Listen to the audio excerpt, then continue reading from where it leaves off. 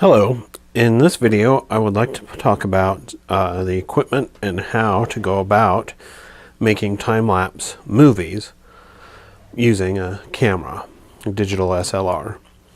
So in this case, the most important thing is to have an intervalometer, and that's what this little piece of equipment is. This is it's called the Pixel TC252, if you can see that. And the way it works is it actually has several different functions. And when you turn it on, the first thing that happens is it starts saying pixel across there. And right now it's set to single, which means when you push the button, which is down here, it's just going to take a single picture as if you were using it as a cable release. Now it's set to multi, which means it will take several pictures once you hold down this button. It will just keep clicking them off as long as you hold the button down. Next is bulb mode, and as you hold the button down, it just counts off how many seconds you've held the shutter open. And then you click it again and it stops. Next is a delay. What this is sort of like a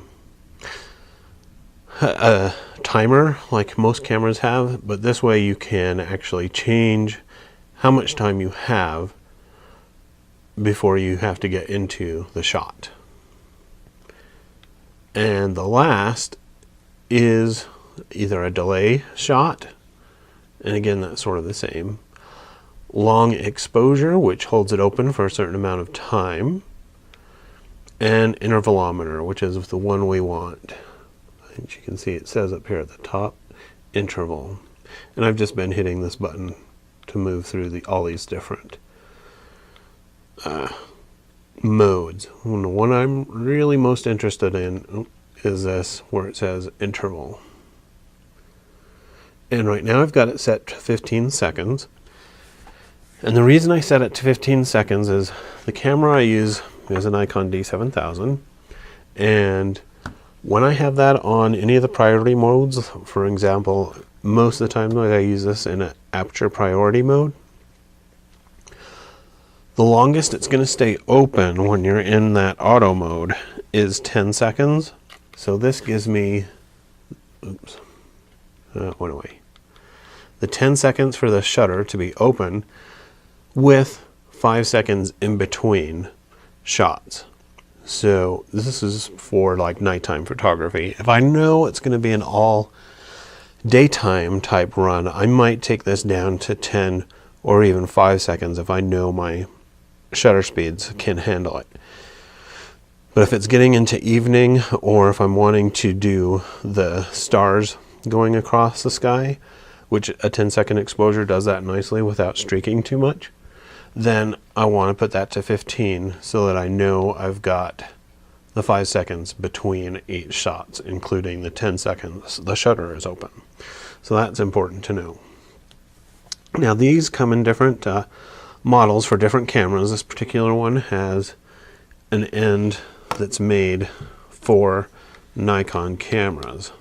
And in my case, it's down here on the bottom side. And it actually slides in where a GPS adapter would slide in. It goes right here. The other thing that you really want to have for doing these kind of shots, because most of the times, so if I'm doing this every 15 seconds, I'm only getting 5 shots off a minute. And so I don't waste battery time. I can kind of move this out of the way. I have an AC adapter. And unfortunately, you do have to buy this in 2 parts. One part is this battery adapter, and it comes out to this little end, which has a plug where you plug in this other part, which is the piece that matches the type of battery that goes in your camera. So We'll do that right now. And then here on the battery box, I'll just pop out the battery, slide in the AC adapter. It will only go in one way. Now, one thing you'll notice, there is maybe on here a little flap here on the battery door that allows this cord to come out the side. If I get it punched in there good enough, so that this door will shut. And you can see there's a little flap here. And that's how that works. Now, the other thing you're going to need, because you don't want to have to be holding your camera extremely still for 8 hours at a time, is a good steady tripod.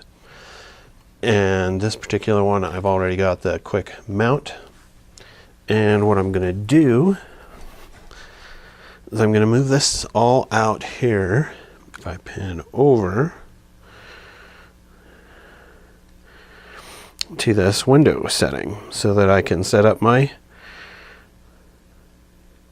camera to look out the window. We actually have some nice storm clouds going over at the moment, and you may have actually heard some of that thunder. So we'll just do that right now. We'll move this plant thing out of the way. We'll bring this over.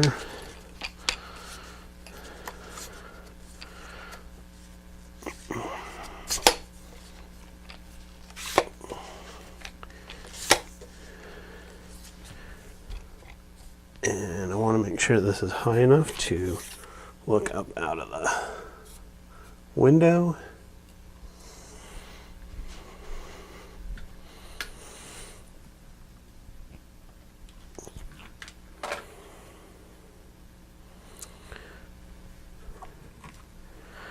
I'm going to plug in the camera.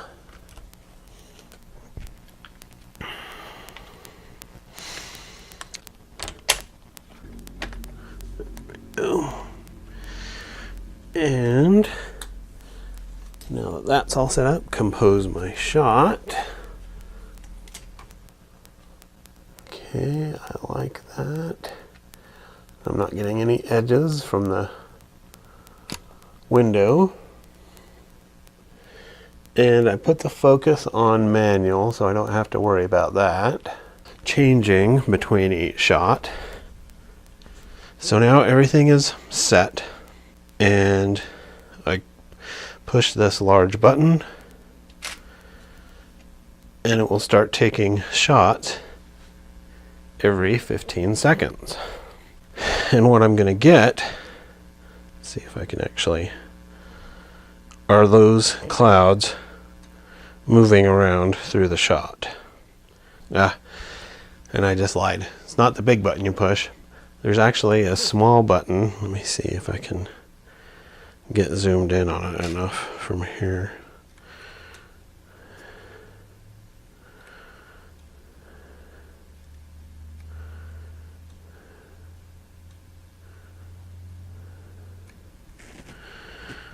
Up there just to the top and right of that big large silver ring is a little button with the play symbol on it.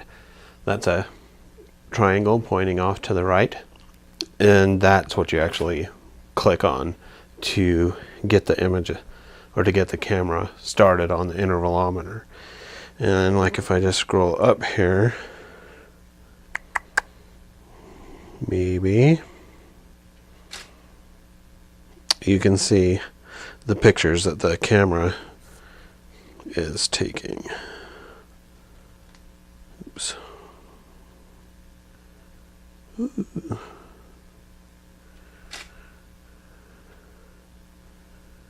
And this is having a hard time focus because I'm so zoomed in. So.